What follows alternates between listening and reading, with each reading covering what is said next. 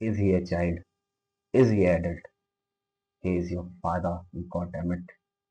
भाई इतनी लाइन सुन के मुझे मूवी का डेप्थ पता चल गया है। I was forced to see this movie, मैं अपने आप को रोक नहीं पाया। मैंने पहले देखा तो था, बट ट्रेलर वेलर कुछ देखा नहीं था मैंने, मुझे लगा कि ओके होगी कोई नॉर्मल सी मूवी, ओटीटी पे आई है, प्राइम वीडियो पे है। मूवी का नाम बाय द वे आपको थंबनेल देख के पता चल ही गया कि I am talking about the Mehta boy.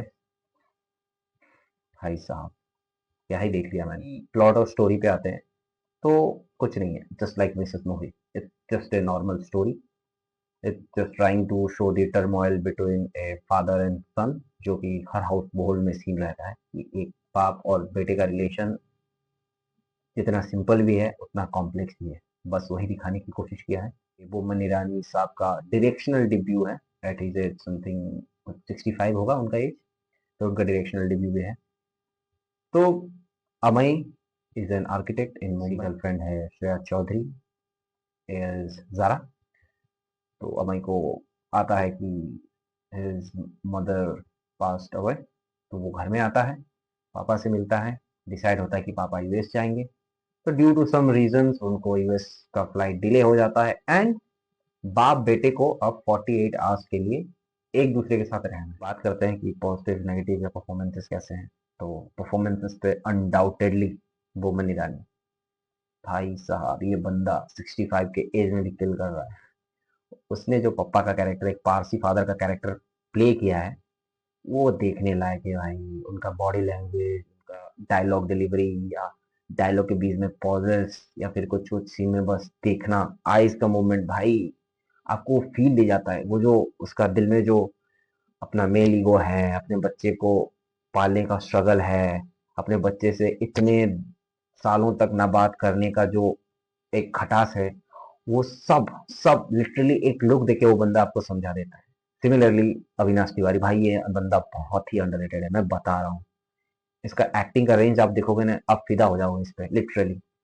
उन्होंने अमई का कैरेक्टर प्ले किया है, जो कि अपने बाप से रूठा हुआ है, क्योंकि उसके बाप को शायद उसका काम पसंद नहीं है। वो आर्किटेक्ट बनने, अपना एक नाम बनाने, पहचान बनाने मुंबई आया है। अंडर कॉन्फिडेंट है, टैलेंट तो बहुत है, लेकिन शो नहीं कर पाता, और अपने ही स्ट्रगल में लाइफ जी रहा है। 10 साल से यहाँ पे पड़ा हुआ है, पर कुछ बड़ा ऐसा उसने कुछ अचीव नहीं किया है। और उसके अंदर का जो लोनलीनेस है, या फिर जो एक फेलियर का ट्रेट होता है कि मैं, जो कि आदमी अपने आप को मानने लगता है एक लंबा टाइम तक कुछ बड़ा नहीं करने के बाद, उस वो वाली जो फीलिंग है। फिर अपने पापा के सामने अपना एक नाम करने की जो है, पापा से प्यार की जो उसका एक भूख रहता है, वो सब इमोशन को उसने इतने सिंप्लिसिटी के साथ प्ले किया है भाई साहब।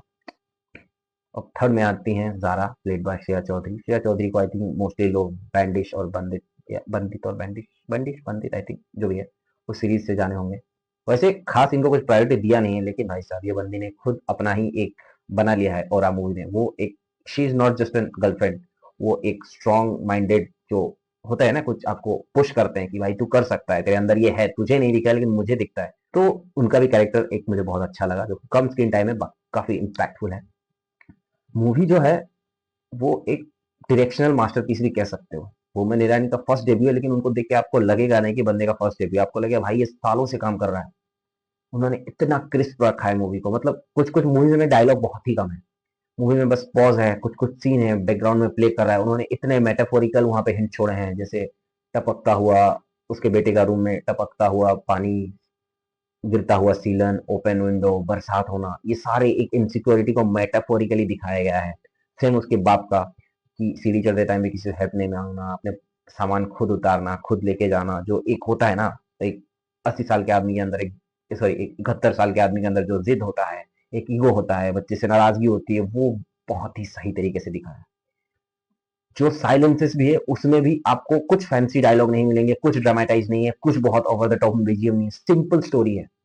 बस आपको ऐसा ये फील करा के देती है ना कि कोई कोई चीज फिक्सिंग की जरूरत नहीं होती उन्हें, बस एक्नॉलेज कर लो, उतना काफी होता है।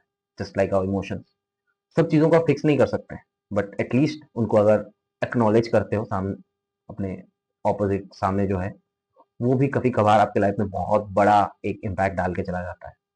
तो बस यही दिखाया एंड में, जब उसको पता चलता है कि उसका बाप इतने सालों से उसे कभी नीचा दिखाने का या फिर उसका प्रोफेशन का मजाक उड़ाने के लिए ऐसी बातें नहीं बोल रहा था।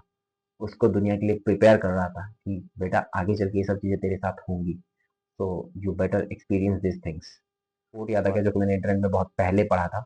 ये कुछ इस तरीके का था कि मर्द कभी अपने बाप की तरह नहीं बन पाता, ये उसकी सबसे बड़ी नाकामी है। वहीं औरत ना चाहते हुए भी अपनी माँ की परछाई बन जाती है, ये उसकी सबसे बड़ी बदकिस्मती है।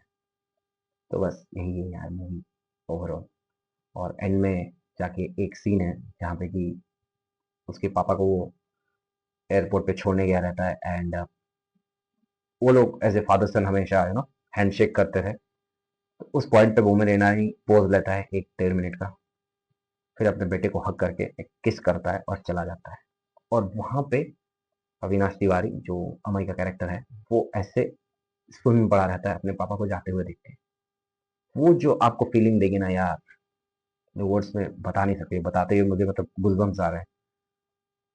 तो मूवी काफी मैं बोलूंगा अंडररेटेड है काइंड ऑफ, और एक मास्टरपीस है। आप इट्स अ मस्ट वॉच, आपको देखना ही देखना चाहिए। तो ऐसा नेगेटिव ऐसे बस कुछ तो मुझे लगा नहीं। हाँ, नेगेटिव बस इतना ही था कि इनिशियल्स जो थे मूवी के वो थोड़ा स्लो था आई थिंक, स्टार्टिंग के कुछ 20-25 मिनट। लेकिन एक बार जो मूवी अपना पेस पकड़ती है तो फिर वो भागती है भाई मूवी एकदम। तो बस वही एक माइनर नेगेटिव था, और तो ऐसा मुझे कुछ यार आज के लिए इतना ही। बाकी अपना डेली रिचुअल्स जो है, like, share and subscribe to popcorn with Dev, and keep watching. Cheers.